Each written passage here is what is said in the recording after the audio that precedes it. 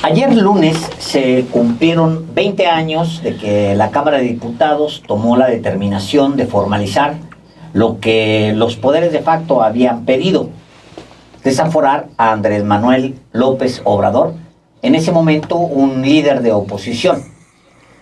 Hoy que se cumplen 20 años han pasado muchas cosas, muchas cosas. De hecho, es del desafuero, de aquel desafuero, a una victoria contundente, como lo dice nuestra portada de Radicales de esta emisión.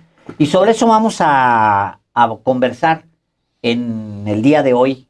Y pues me da mucho gusto recibirlos. Vamos a un corte, volvemos.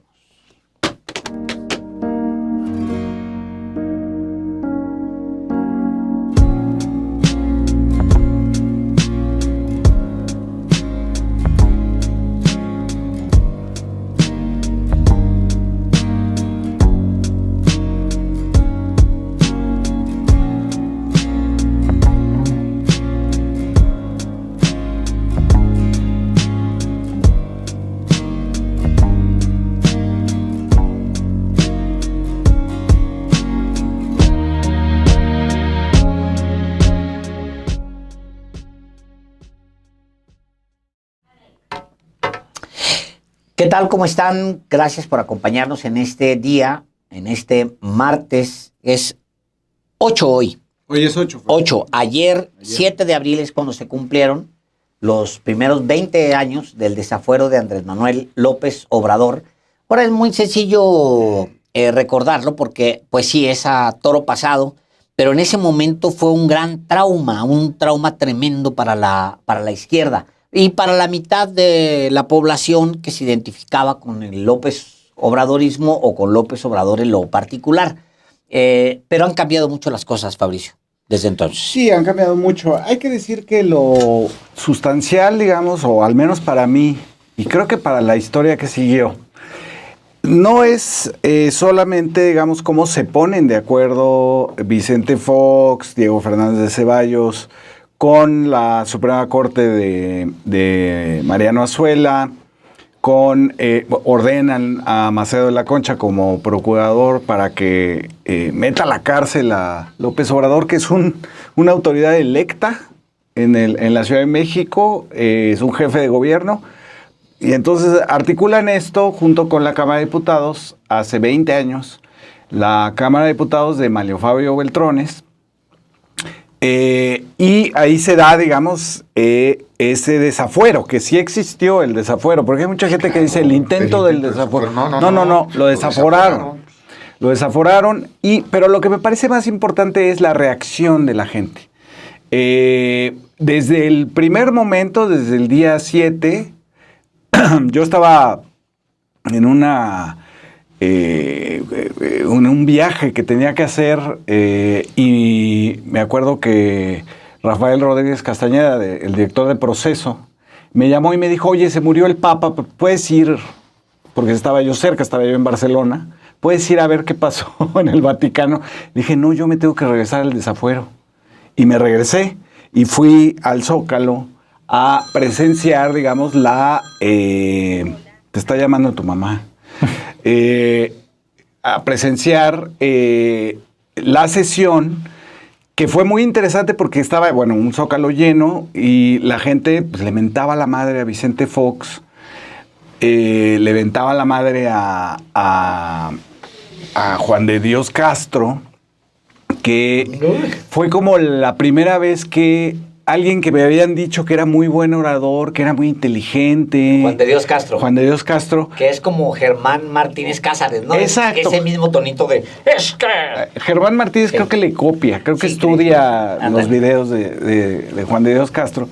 Pues fue la primera vez que alguien que me había dicho que era muy bueno, resultó un payaso, un mentiroso, un sobreactuado. Estridente, estaba gritando, pega pero escucha. Pega pero escucha, era el dinero, ¿quién sabe a qué se refería? La gente entonces reaccionaba y decía, está borracho, está borracho, ¿no? Y entonces fue la primera vez, luego nos pasarían muchas veces, con Aguilar Camín, con Krause, etcétera, etcétera, con Bartra, que alguien que nos habían dicho que era muy inteligente era un inútil. Pero la reacción de la gente ese día Y después, en la llamada manifestación del silencio, que fue todo menos eso, del 24, donde también se le llamó la Marcha del Millón, porque sí, fue 1 millón de personas a manifestarse en contra de que encarcelaran a Andrés Manuel López Obrador. Mientras Andrés Manuel se muda de Copilco 300 a enfrente, a un parquecito que se llama Hugo B. Margain, ahí en Copilco, en el enfrentito de lo que era el CUC, o es el CUC, que era este lugar como de religiosos. Centro universitario. Centro universitario. Sí, de la Corporación de Estudiantes Mexicanos, de sacerdotes. Exacto. Por supuesto. Y que había muy buenas películas de cine, muy buen cine.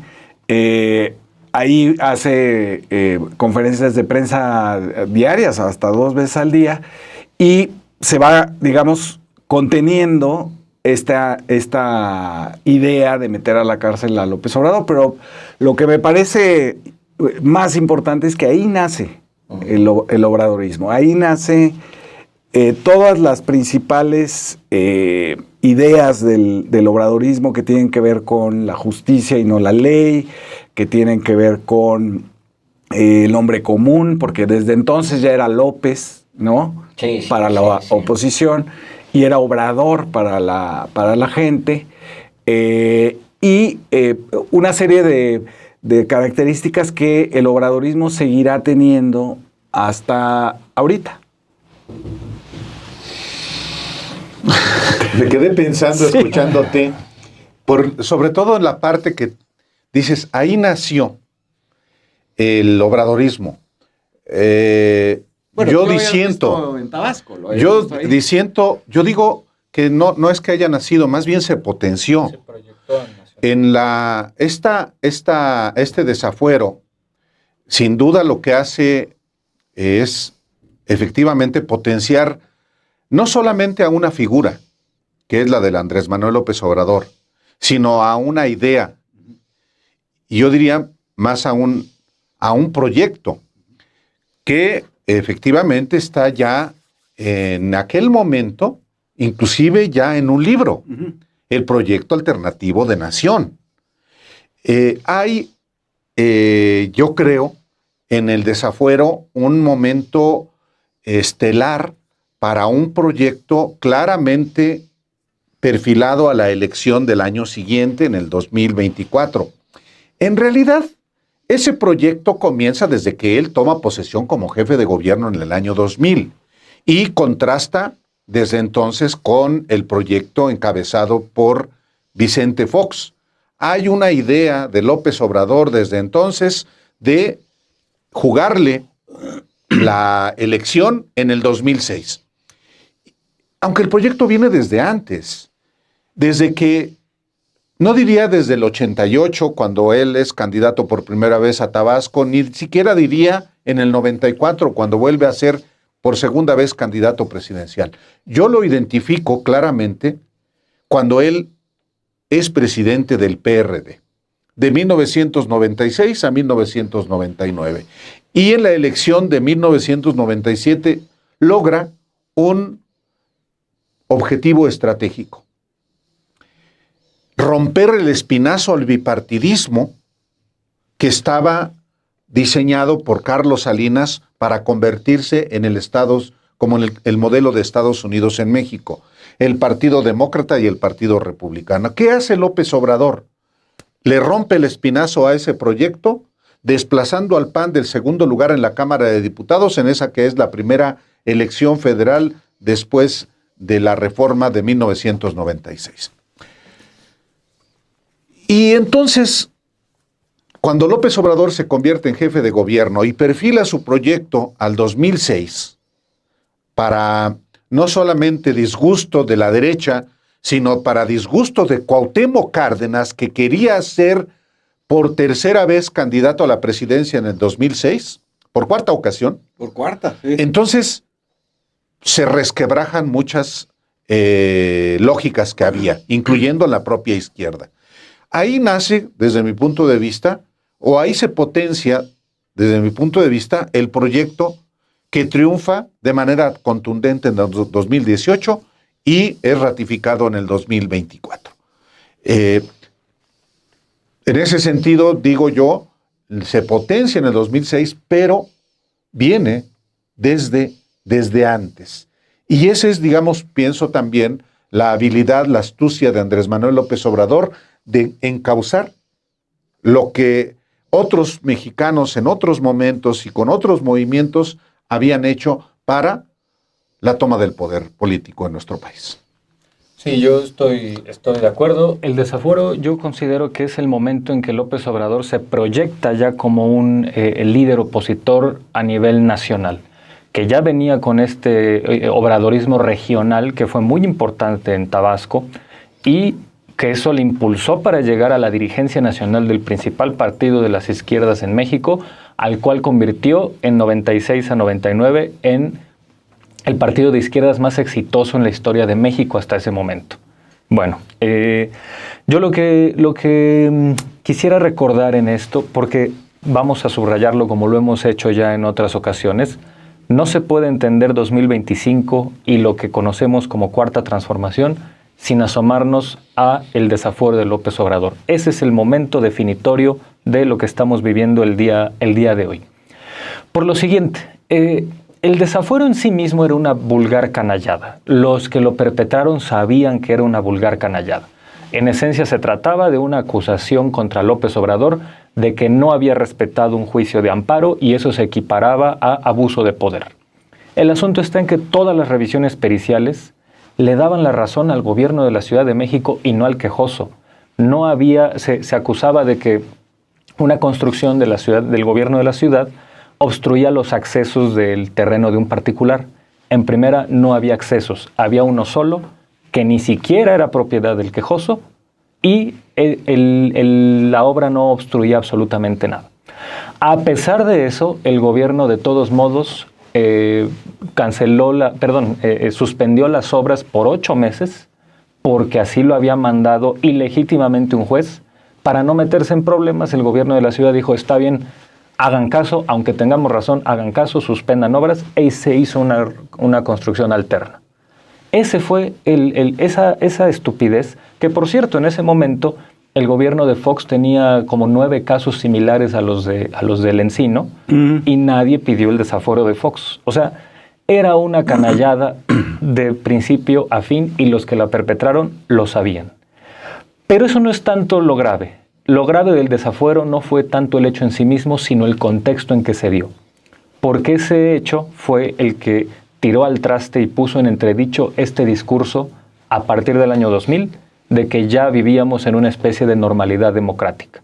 Que la alternancia en ese año fue lo que vino a consolidar un proceso de democratización largo, doloroso y prolongado que se había fortalecido con la reforma de 1977, con la institucionalización del pluralismo, con las alternancias locales, es decir, como que los estudiosos de la democratización en México veían en 2000 la gran cúspide de ese proceso largo y doloroso. Y entonces resulta que Fox traiciona todo. Y lo hizo abiertamente, cínicamente. Yo escuchaba ayer las palabras del senador Javier Corral en la entrevista con los periodistas, que Fox le decía a Corral, es preferible unos días de violencia a que llegue este loco populista al poder y destruya la economía o algo así. O sea, es una versión previa del haiga sido como haiga sido. Es la institucionalización del haiga sido como haiga sido desde Fox, que ya después repitió Calderón. Ojo, en este momento había un consenso absoluto de que el desafuero era una canallada. El 21 de febrero de 2005, en varios periódicos de la prensa nacional, se publicó un desplegado dirigido a los diputados de la 59 legislatura, firmado por varios intelectuales para decir se le va a restar legitimidad a la elección si se desafora a López Obrador, digamos no al desafuero. Firmaban personajes como Héctor Aguilar Camín o José Boldenberg, por ejemplo. Fíjate, ¿No? hasta ellos sabían que eso estaba mal. Boldenberg fue un opositor férreo, sistemático al desafuero. Lo dijo todo el tiempo en ese año 2005. Y el análisis de Boldenberg era idéntico al de López Obrador en ese momento. Y en ese contexto, Bueno, vas a decir algo, Tocayo. Dilo de una vez. Es importante. No, ellos estaban calculando también, Alejandro. O sea, tanto Héctor Aguilar Camín como Woldenberg, como ellos, estaban también haciendo un cálculo político. O sea, se estaban volviendo indispensables. Esa decisión de llevarlo al desafuero se da sin ellos. Y querían dejarlo expreso. Después se convierten, ya ahora sí, formalmente, en el cuarto de adjunto de la política nacional. O sea, se convierten ellos en la élite que está tomando las decisiones atrás de la silla presidencial. Cierro mi paréntesis. No, es que yo vi la... Porque en realidad no hay nobleza. Es lo que quería decir. No hay nobleza ni en Woldenberg ni en ellos. No existe nobleza. Existe, obviamente, deseo de participar, pero participar desde arriba. Entonces, querían exhibir a Fox.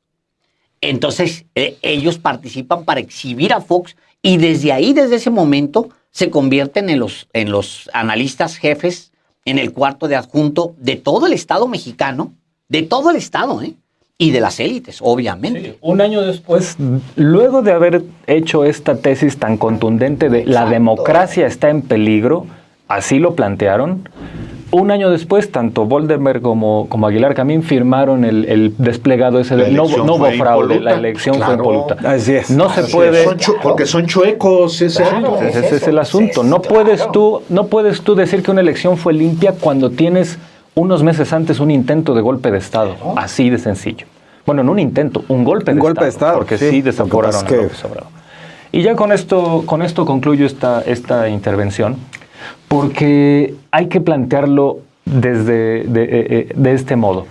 Este mito de la polarización viene desde ahí. Hay que recordar que para que haya polarización necesitas dos grupos, o bueno, dos corrientes de pensamiento o dos posturas políticas más o menos simétricas, enfrentadas e irreductibles. Y nunca ha habido eso. En ese momento, en la presunta polarización que pregonaba López Obrador, en 2005 el 79% de la población mexicana se oponía al desafuero y un porcentaje menor decía que no se metía y un porcentaje muy mínimo del 10% o algo así eran los que sí querían que se desaforara a López Obrador. Germán Martínez. Sí, eran. No, bueno, Calderón. No, era Calderón, no solamente Fox, Calderón. Sí, eran así como... Juan de Dios Castro. Sí, Juan de Dios Castro. ¡Buen dinero!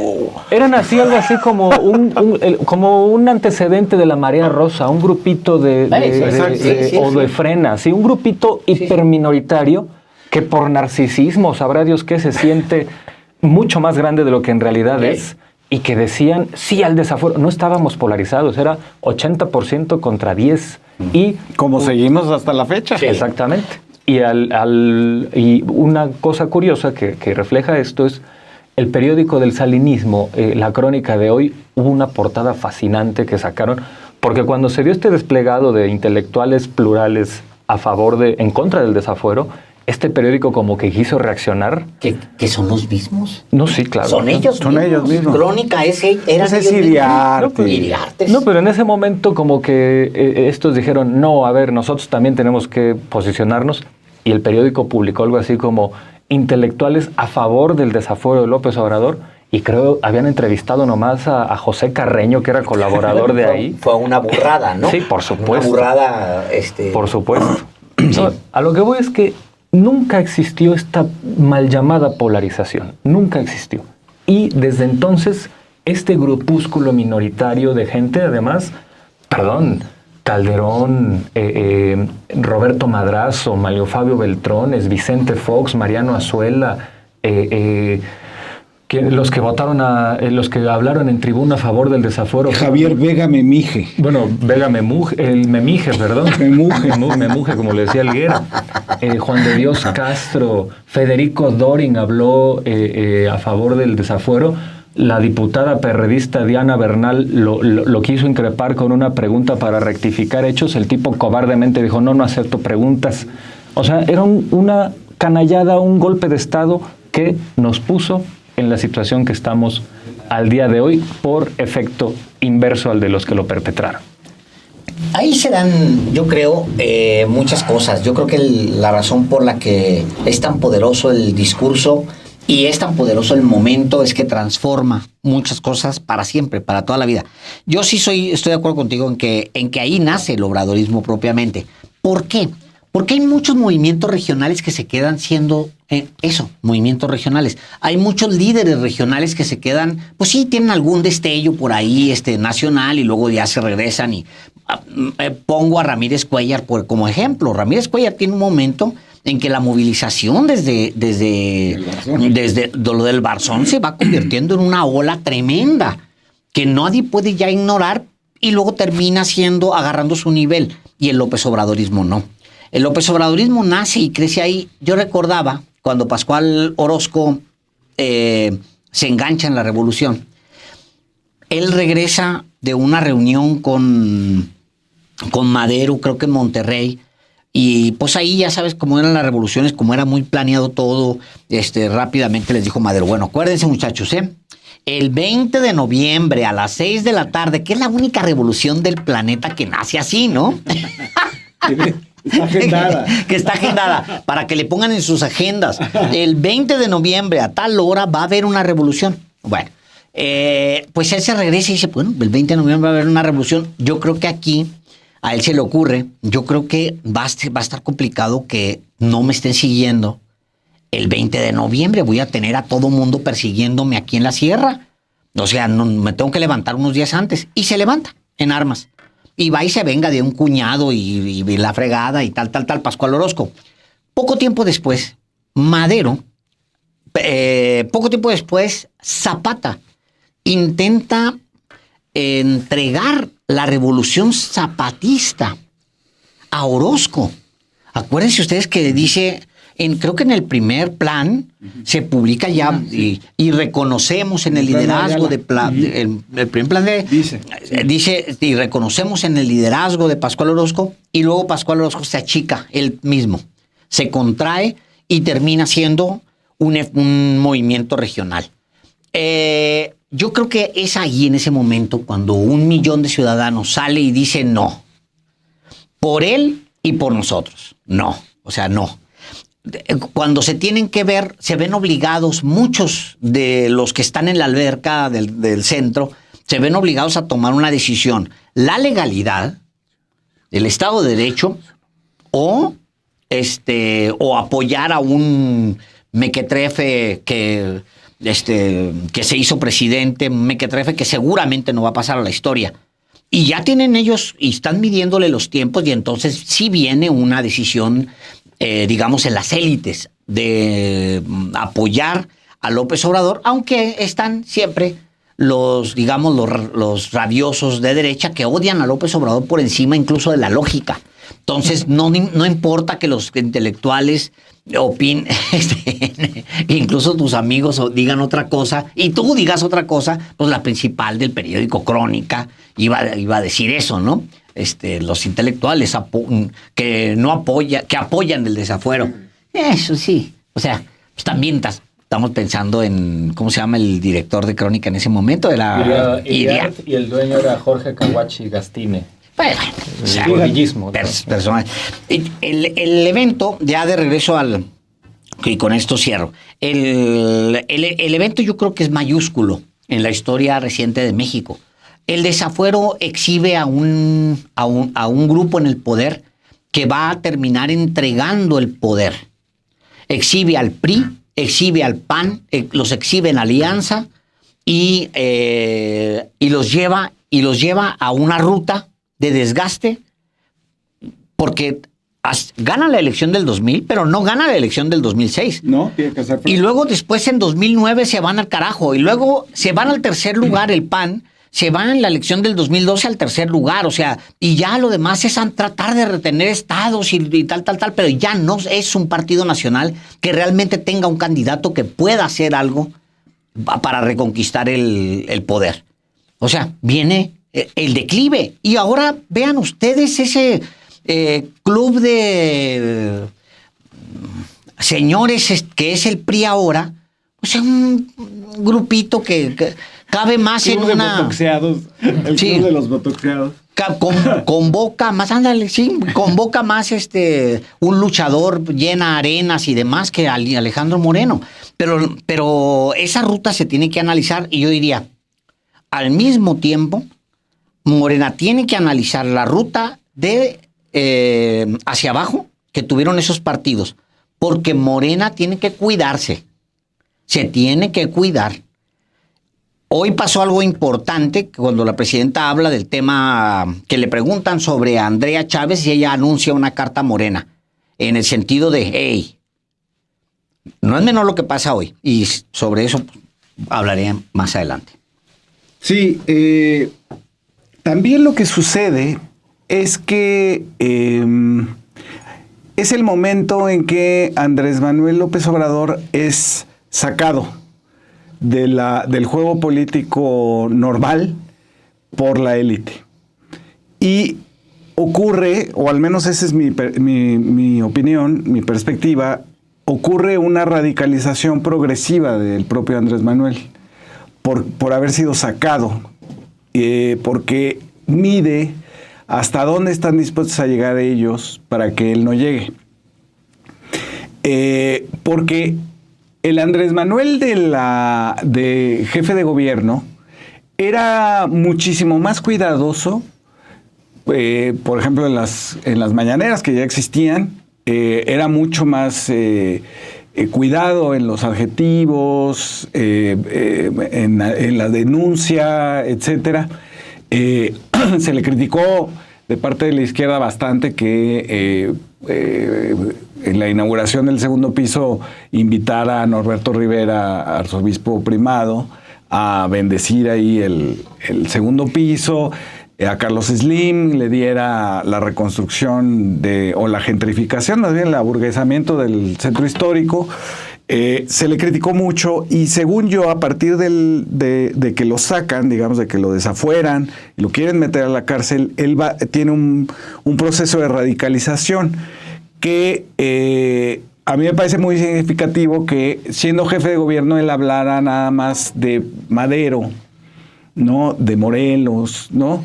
De Hidalgo, pero que en el transcurso de su radicalización empieza a hablar de Zapata, de Villa, ¿no? Y ya en la presidencia ya de personajes como Catarino, ¿no? Que ya son ¿no? Una revolución desde Estados Unidos, etcétera, ya mucho más radicalizado. Creo que se hace el proyecto que dice Álvaro, el proyecto nacional de López Obrador se hace más popular, se hace nacional popular a partir de que lo sacan de la jugada. Y bueno, eso dará, digamos, origen a la creación de este movimiento, que no es un movimiento, ahí lo vieron muy mal, lo leyeron muy mal las élites, Claudio X González y los Aguilar Krauses, etcétera, que lo digo ya para más rápido, los Aguilar Krauses lo leyeron mal, que era decían, no, es que se le endiosa a este hombre, es el Mesías. No, la gente está enceguecida de fanatismo por su carisma y su personalidad. No, en realidad, cuando tú ves lo que decían los carteles, que esa es una cosa increíble de las marchas de hace 20 años, que la gente salió con sus carteles y frases hechas por ellos, por la gente, ¿no? Que había unas muy ingeniosas, decían, prefiero ser un perro obrador que un fox terrier, ¿no? Había unas muy buenas. O esta fotografía que tomó Cecilia Candelaria de que alguien hizo una caricatura y entonces al derecho era Salinas y al revés era Fox. Sí. Y entonces decía, ¿cuál cambio? ¿No? Es el momento entonces cuando ese movimiento decide que no hay una transición democrática, que no existe eso, que la democracia no está funcionando, que la política de los políticos no está funcionando. Es ese momento, según yo, cuando la gente empieza a tener, si no un proyecto, sí ciertas coordenadas morales, éticas, políticas, que perviven hasta hoy, salvo por el caso de Chihuahua, pero luego hablamos de eso. A mí me gustaría puntualizar un dato que en buena medida explica también lo que todavía vivimos hasta el día de hoy. Los opositores a López Obrador, los que impulsaron y de hecho ordenaron a los tres poderes del Estado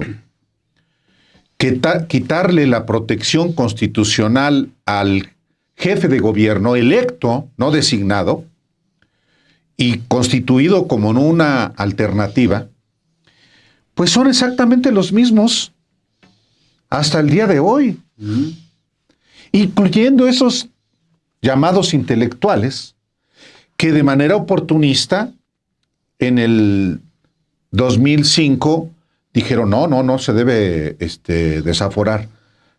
Son impostores y mentirosos. Y junto con lo que acabo de decir, es importante no perder de vista una cosa. El pueblo cuenta. El pueblo tiene capacidad para movilizarse y para cambiar determinaciones que las élites han tomado. Y esa minoría a la que me refiero, que fue la que impulsó, ordenó, tramó el desafuero en 2005, es exactamente la misma élite que dijo López Obrador no puede ser por una razón muy simple, porque se opuso al FOBAPROA en 1998 y movilizó a masas con una consulta que como presidente del PRD hizo para oponerse a la convalidación del FOBAPROA en 1998. ¿Cómo puede ser posible que este individuo, que es jefe de gobierno y que hable de un cambio verdadero? La palabra es muy importante porque el Fox llegó con la promesa del cambio. López Obrador le agrega el verdadero a la expresión. Un cambio, pero un cambio verdadero. Entonces, esa misma élite, la misma que rodeó a Salinas en el fraude de 1988, es la que hasta hoy sigue vigente. Son prácticamente los mismos nombres, unos más viejos que otros. A ver, Claudio X González, padre y luego el hijo, protagonistas directos en las peores infamias de México en la historia más reciente, diría yo 50 años. Y un poco más para acá con el hijo de Claudio X González. Pero uno ve a Carlos Salinas, es fundamental su participación, ya no solamente en el fraude del 88, en el desafuero, sí, en la elección del 2006, en los videoescándalos del 2004. Y hasta el propio Genaro García Luna, que cuando tú aludías hace rato a las conferencias que López Obrador, ya desaforado, daba afuera de su casa en Copilco, la propia gente descubrió a un infiltrado de la Policía Federal, de la AFI, y pues hasta se identificó, el señor hasta se murió, él era agente, entonces era enviado de Genaro García Luna, sí, el policía, que la gente descubrió y dice, bueno, pues sí, soy de la AFI, pues de la AFI, de Genaro García Luna. ¿Dónde está cada quien? ¿Dónde está cada quien? Cada quien después de esos 20 años. Genaro García Luna, y por eso lo traigo a cuento, preso en Estados Unidos por narcotraficante, que ya lo era desde entonces. Así, secuestrador y narcotraficante en la AFI. Claro. Entonces, mi columna del día de hoy que se publica tiene que ver con eso. ¿Dónde están todos los directamente implicados? En el basurero de la historia. Literalmente. Cuando Dios Castro se murió, muy idolatrado por la derecha, no solamente del PAN, sino del PRI, el maestro Juan de Dios. Un gran orador. Pues sí, porque está borracho. ¿A qué nivel estaban? No, y desde antes, pues sí, pero haciéndole la chamba a Carlos Salinas, la reforma del 92. Sí. A ver, que no se nos olvide eso. El propio Carlos Castillo Peraza, no, es que Carlos Castillo Peraza. Sí, todos rodeando a Carlos Salinas, sí, haciéndole la chamba. Luis H. Álvarez, Luis Héctor Álvarez, presidente del PRI, del PAN, cuando el fraude del 88. Un salinista. Un salinista. Todos esos, ¿dónde También están? Castillo Peraza. Bueno, Beltrones, el presidente de la Cámara de Diputados, ¿dónde está? Apestado hasta por Alejandro Moreno Cárdenas. Calderón, ¿dónde está? Secretario de Energía con Fox. Exiliado. La mujer, Margarita Zavala, era diputada y votó a favor del desafuero. ¿Dónde está? Le arrojaron unas migajas para hacer otra vez diputadilla del PRIAN. Germán Martínez Cásales. O sea, Que vaya, Francisco sale y Barrio. entra al PAN. Francisco Sale, Barrio. O sea, todos los participantes. Roberto Madrazo, Ahí estaba. cuya única gracia es ser dueño con su familia de Latinus. Entonces, son exactamente los mismos, pero los mismos que el pueblo que cuenta los puso en su lugar. ¿Repudió? ¿Cuál es su lugar? En el basurero. Bueno, pues yo no quería, pero creo que tengo que exponer otros nombres también para seguir Venga. con esta línea. Primero, hay que continuar con esta línea argumentativa de que ¿por qué el desafuero explica la situación de hoy? En ese momento el desafuero fue cuando se empezó a generar una serie de como si fueran grupos. Morena fue de 2005 a 2014, con los nombres previos que tuvo, un movimiento político que era una especie de partido sin registro, que suplió las carencias del PRD. Por eso nació con tanta fuerza. Y todo nace en el desafuero. Eso es lo que explica el triunfo abrumador, o bueno, una buena parte del triunfo abrumador de Morena en 2018, porque ese activismo a ras de suelo, fundado desde 2004, fue el que empezó a hacer que ciertos distritos locales en el país empezaran a votar cuando antes no votaban en ese sentido. Sí, sí. Ahí está la principal explicación de por qué ganó López Obrador con la contundencia de 2018. Hay que mirar el diagnóstico fallido que tiene el PRIAN sobre la victoria de López Obrador en 2018 para darse cuenta de que están absolutamente perdidos. Pongo el ejemplo para Bartra, por ejemplo, para Roger Bartra. López Obrador ganó en 2018 gracias a una intervención ilegítima, fraudulenta de los PRIs estatales. Por favor, eso es delirante, aberrante. En ese momento el PRI gobernaba solamente 15 entidades de la República por primera vez en la historia y López Obrador arrasó en 31 entidades. ¿De dónde no puedes explicar una cosa así. No puedes explicar algo así con una tontería. Además de que con tan solo con los estados de mayor votación, ninguno gobernado por muy pocos gobernados por el PRI, con esos números a López Obrador le bastaba para ganar. Pero a lo que voy es, el PRIAN pensó en 2018 que lo de López Obrador era una especie de paréntesis en la historia, una especie de accidente. Lo dijo Beatriz Paredes. Lo dijo Beatriz Paredes, sí, y lo dicen algunos ideólogos del PRIAN. Eso habla de la pésima capacidad para hacer análisis político que tienen. La victoria de López Obrador viene de estos círculos de ciudadanos que empezaron a actuar durante el desafuero. Voy a poner aquí un par de ejemplos y de datos porque hay que sustentar lo que uno dice. El gran asunto en 2004-2005, cuando el desafuero, fue que hubo mucha gente que por sí misma, sin esperar instrucciones del PRD ni de ningún otro partido, empezó a actuar por su cuenta. Es cierto, sí. Tan solo en la Ciudad de México, en esa coyuntura se fundaron aproximadamente 20 de los llamados círculos de estudio, que fueron espacios que se institucionalizaron, que se formalizaron para... El nacimiento del movimiento. Sí, eso es. O sea, la gente que por sí misma decía, a ver... Sobrevive el de la colonia postal. El de la colonia postal, el de la Roma, medio. el de la Jusco. En Casa Lam empezaron a hacer muchas actividades. Sí, sí. En la Roma hay como 2 o 3 que todavía persisten y vienen de ahí. Y es gente que se dedicó a hacer labores de socialización política muy legítimas. Bueno, voy a darles un ejemplo muy interesante. Ahí en Eje 6 Sur, a la altura de ¿Eugenia? Sí, pero ya más hacia el oriente, cuando se llama Luis Méndez, ya en Iztapalapa, pasando la central de abastos. Había un lugar donde venden estos productos de limpieza, ¿no? Clarasol, Pino y todo esto.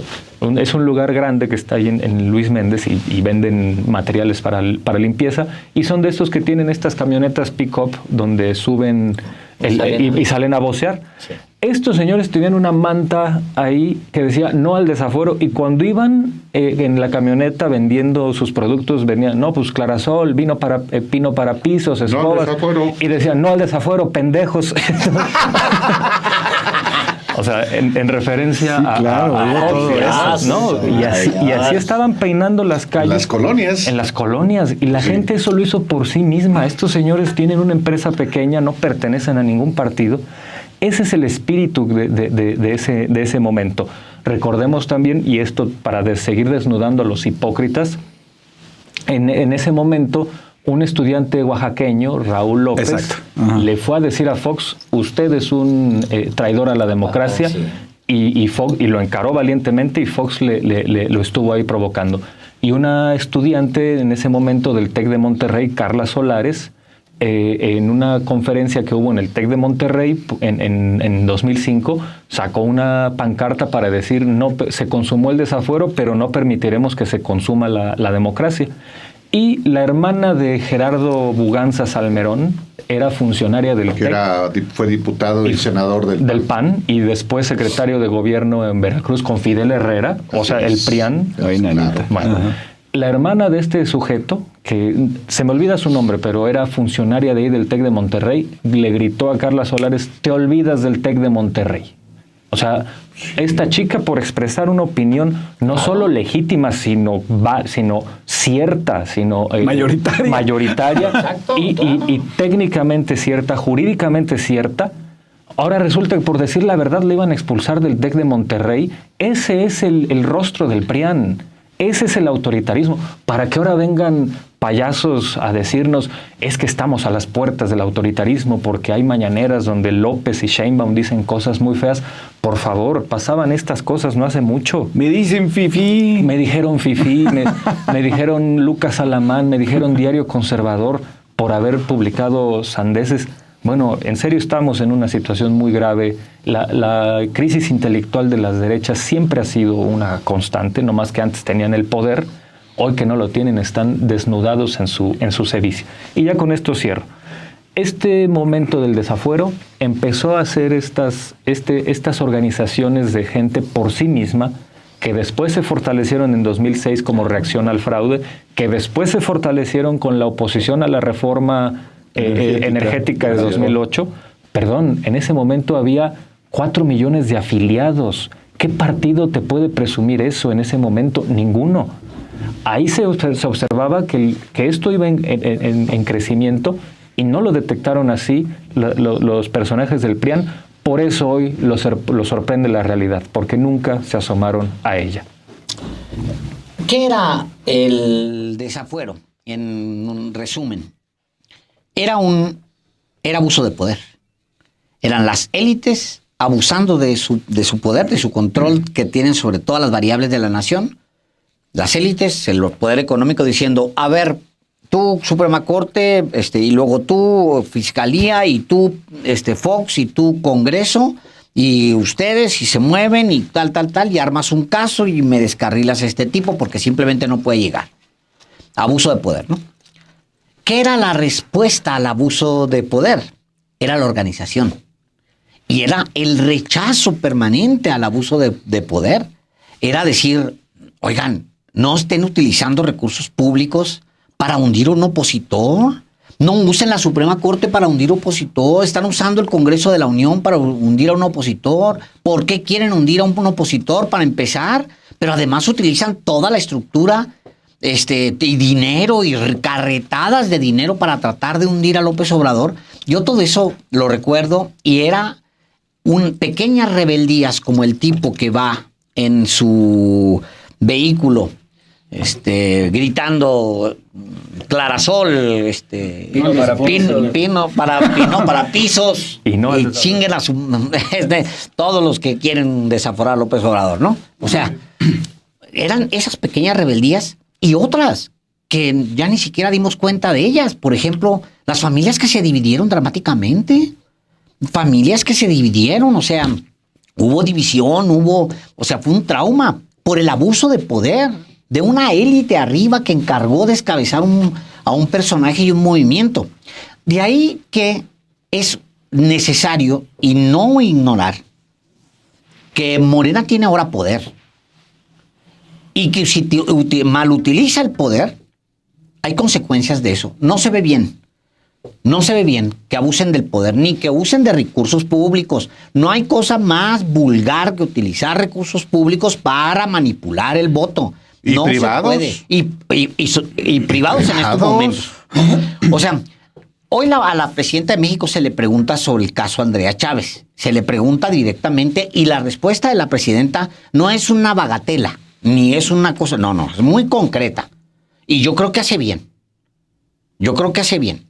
O sea, voltea y dice, voy a mandar una carta a Morena.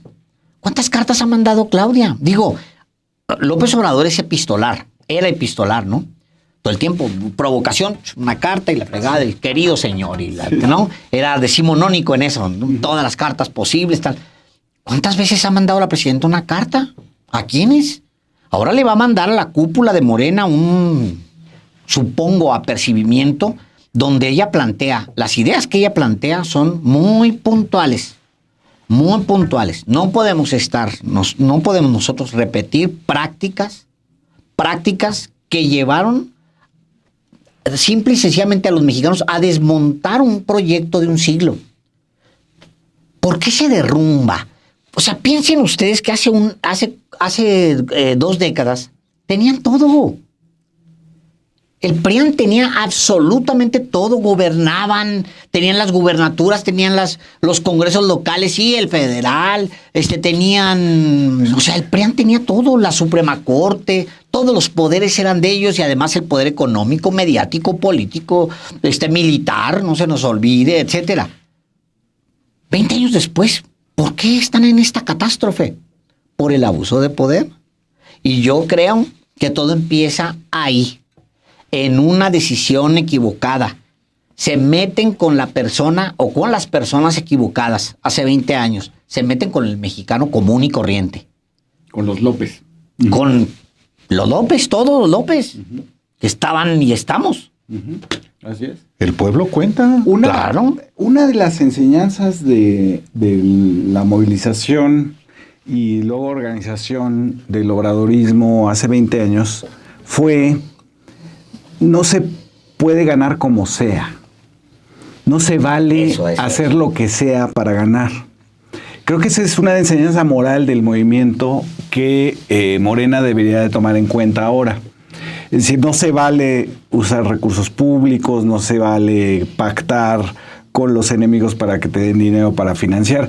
No se vale lo que López Obrador llamaba el necesariato. Es decir, es necesario hacer esto, incurrir en corruptelas para poder derrotar a el PRIAN en Chihuahua, ¿no? Me parece que la enseñanza moral del movimiento siempre fue: no es como sea. Tiene que ver, la victoria tiene que ser en nuestros términos, que son pacíficos, democráticos, legales, todo lo que fue en un inicio el movimiento obradorista, y creo que está bien recordarlo en este momento, y supongo que eso traerá la carta de la presidenta para la cúpula de Morena, que tendría que estar tomando medidas para decir: esto de aquí para acá no se puede, ¿no? Si perdemos no importa, pero no vamos a ganar como sea. Es que, en efecto, ya saliéndonos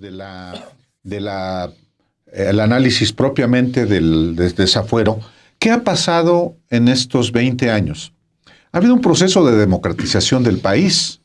Desde abajo. Sí. Desde abajo. Por eso aludía yo hace rato a que el pueblo cuenta. Así es. La voluntad popular se manifiesta, premia y castiga. Ha castigado de manera contundente al PRIAN.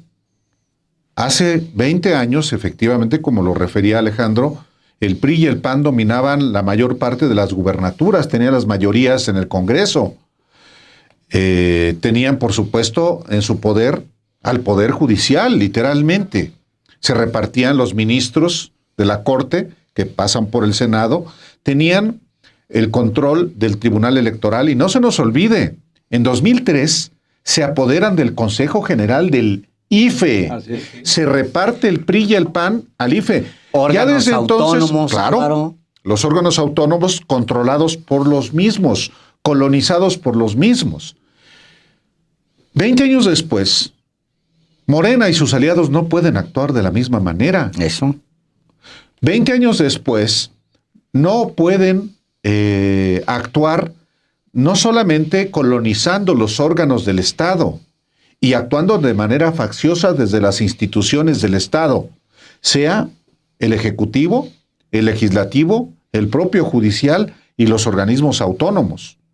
No me gusta a mí lo que pasa en la Comisión Nacional de los Derechos Humanos, que en efecto es hija, Rosario Piedra Ibarra, de una luchadora social como Rosario Ibarra de Piedra, pero hay que acreditar en los hechos que se es distinto a toda la Comisión de los Derechos Humanos que hubo desde su nacimiento con Carlos Salinas. Sí, a Carpizo, a que sea efectivamente una defensora del pueblo, esa instancia. No me gustan muchas conductas que yo veo también en el Instituto Nacional Electoral, y sin embargo advierto que hay una conducta diferente a como estaban acostumbrados los funcionarios en el INE, cuando el PRIAN dominaba completamente, hasta Lorenzo Córdoba. Sí hay un cambio.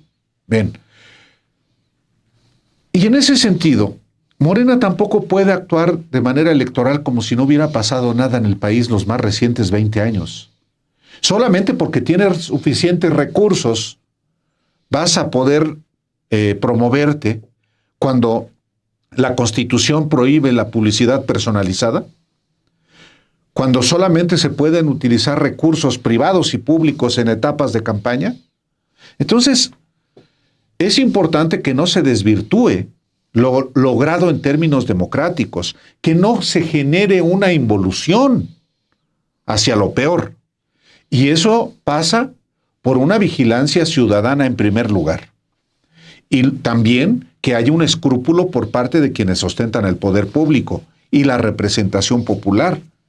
Y que los partidos, en este caso Morena, efectivamente actúe con congruencia y no avale comportamientos que en algún momento, si se avalan, van a terminar por ser sancionados por la gente. Entonces, si de algo ha servido el que los excesos cometidos por el PRIAN, es para que no se repitan con quienes ofrecieron ser diferentes. Bueno, pues traer a colación en este ejercicio de memoria, porque es muy importante. La gran raíz de Morena es este activismo en contra del autoritarismo, en contra de lo que fue uno de los primeros intentos de golpe de Estado técnicos en América Latina en el siglo XXI. Si no es que el primero, ¿no? Hubo el de Venezuela en 2002, en abril de 2002, contra Hugo Chávez, que fue fallido, y una movilización popular y la institucionalidad del ejército venezolano, hay que decirlo, y lograron que Chávez recuperara su espacio. Podemos tener todas las diferencias y críticas al régimen de Hugo Chávez de ese momento, pero nadie tiene derecho a hacer golpes de Estado. Y en ese momento las cámaras empresariales y mediáticas lo intentaron hacer. Bueno, no, lo hicieron. Por dos días estuvo gobernando Pedro Carmona y estuvo él desaparecido. Fue la institucionalidad del ejército y la movilización popular lo que lo recuperó. Bueno, en México la situación en ese momento era gravísima. López Obrador recordó en 2019, me parece, que Fox estaba dispuesto a reprimir a la gente que protestaba por el desafuero. Y el general secretario dijo... Ricardo Gerardo Clemente Vega García dijo, no se va a hacer eso. Entonces... Me lo dijo, por escrito. Por escrito. Por escrito. Pero ni aún así por escrito yo voy a poner al ejército en contra del pueblo. Sí. Porque también eso es importante no olvidarlo.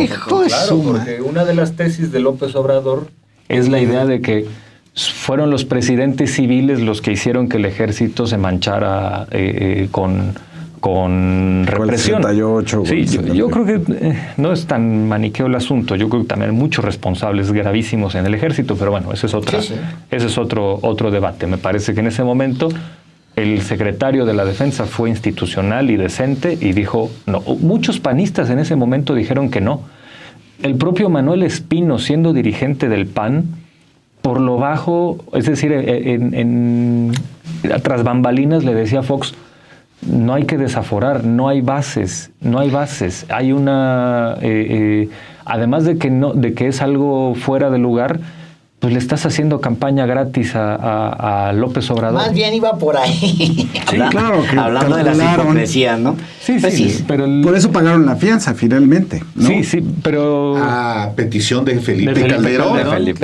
No querían que estuviera en la cárcel. Claro, y Gabriela Cuevas y Jorge Lara, que fue un mediocre su procurador con Calderón. Yo ni me acordaba de su nombre. Jorge Lara. Ya murió. ¿Ya murió? Sí, hace poquito. No lo sabía. Bueno, también hay que decir que en este momento el PAN y Fox hicieron intentos de también tomar las calles, así como el obradorismo ya las tenía tomadas. Carlos Geliste, el dirigente del local del PAN, decía, no, sal a la calle con tu moñito blanco a favor del desafuero. E hizo un acto con unas palomas blancas para decir México quiere paz. No me acuerdo. La gente lo abucheó, el tipo tuvo que agarrar sus palomas e irse a esconder. Como en las conferencias de prensa que intentaron imitar con José Luis Luege. Luege Tamargo, sí. Del PAN. Sí. Pues no aguantaron ni 3 días. No, es que son... Y luego, ahora este sexenio, creo, el Saco de Pus y el porro Jorge Triana quisieron hacer una contramañanera a las 10 de la mañana, 12 del día, no sé. Pues evidentemente fracaso. Sí. También Fox trató de tomar las calles para contrarrestar esto. Recordemos el 2 de julio de 2005 trató de hacer esta conmemoración del Día de la Democracia en el Ángel de la Independencia y se trajo a la Internacional Fascista en ese momento. Los que hoy participan en estas cosas donde están Eduardo Verástegui y los trompistas. Todo el fascismo, yo lo identifiqué en aquel momento, en 2005, que fueron los mismos de la marcha de 2004, la de la seguridad. Claro, era la marcha de la violencia, sí, la blanca. Federico Mugenburg, sí, Guillermo Velasco Arzac, el entonces presidente de la Coparmex, Jorge Espina Reyes, todos líderes del Yunque. Así es. Entonces, identificados entonces con la invitación de honor que trajo Fox fue Lech Walesa, que hoy sigue yendo a estas conferencias de la Internacional Fascista a legitimarlos. Es un mueble fascista ya, Lech Walesa, lo ponen ahí, son tonterías. Es una ¿cómo se llama las que se generan con inteligencia? Un holograma. Un holograma. Un holograma de Lech Walesa. Alquilan el holograma. Sí. Es una botarga también. Es una botarga. Bueno, sí. Esto es un holograma. Debe pesar 300 kilos. Estos presuntos premios Nobel que van ahí a darle espaldarazos al fascismo, que son Walesa y Mario Vargas Llosa. Bueno, en fin. El asunto está en que... Otro holograma. Bueno, pero creo que se le atribuyen a Benedetti, ¿no? La frase de a Varguitas hay que leerlo, pero no escucharlo, ¿no? Sí. Bueno, yo no sé si sea de él, pero es una frase muy certera. Pero... ya ni leerlo. Y bueno, Onetti decía, ¿saben por qué estoy todo chimuelo? Porque le regalé mis dientes a Vargas Llosa. Bien, a lo que voy es esto, ¿no? Es como la derecha no sabe tomar las calles. La derecha desde entonces solamente sabe hacer intrigas palaciegas, política cupular, Cuando tenían el poder y cuando tenían las instituciones políticas, eso les funcionó, porque les dio margen de maniobra para hacer un fraude, para intentar un golpe de Estado que al final la gente revertió, pero no les da para tomar las calles y de verdad generar un proyecto.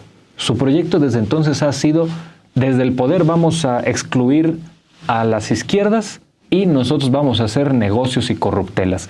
Ese es el proyecto. No lo han entendido, así ha sido desde ese entonces. Y bueno, las caras que en aquel momento desaforaron, hoy siguen siendo... O sea, creo que Krill sí hace como 6 años sí dijo que se arrepentía, ¿no? del desafuero. Dijo, no, yo intermedié para que... No es cierto, Sí, no es cierto. no debe ser Mentiroso, junto con María Amparo Casar, Exactamente. que era su Exactamente. coordinadora de asesores en gobernación. Son golpistas. No, son golpistas. sí, punto. sí, sí, sí. desgraciado! Son golpistas. ¿Cómo se atrevió? Y hay que decirlo, cuando se le criticó a Krill por el desafuero, cuando era su asesora, la señora Casar, la respuesta fue que se aguante como hombrecito. Exacto, Que sí. se aguante como hombrecito. Los que hoy se las dan de hiperprogresistas y acusan que la 4T es misógina y no sé qué. Bueno, ahí estaba la señora María Amparo Casar asesorando a este golpista para hacer este tipo de cosas y permitir y legitimar que dijera este tipo de cosas. ¿Cómo se atrevió? ¿Cómo se desgraciado! ¡Desgraciado! Diría Santi. Qué cosa más lamentable. Gracias a todos. ¿Ya? ¡Vámonos! ¿Se acabó? Hasta el próximo martes. Muy buenas días. Tardes. Tarde. Días son 12. Las 12.